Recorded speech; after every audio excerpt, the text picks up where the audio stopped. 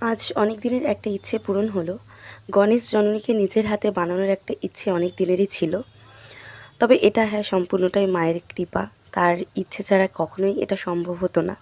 হয়তো আমি খুব ভালো মূর্তি বানাতে পারি না, কিন্তু মায়ের ইচ্ছেতে আমার এই ইচ্ছেটা পূরণ হয়েছে, এটাই আমার কাছে অনেক। আপনারা মা অন্নপূর্ণার মূর্তিটা আগেই দেখেছিলেন। তো আমি মা অন্নপূর্ণার মূর্তিকেই একসাথেই গণেশ জননী বানাতে চেয়েছিলাম। তবে এই আইডিয়াটা সম্পূর্ণ একটা ইনস্টাগ্রাম অথবা ইউটিউব থেকে নেওয়া, আমার ঠিক মনে নেই।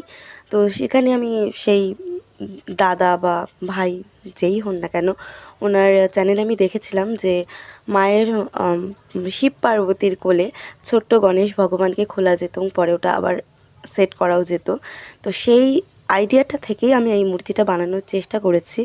মূর্তিটা কতটা ভালো হয়েছে আমি জানি না, কিন্তু মায়ের কৃপাতে আমার মনের ইচ্ছে পূরণ হয়েছে, এটাই আমার কাছে অনেক।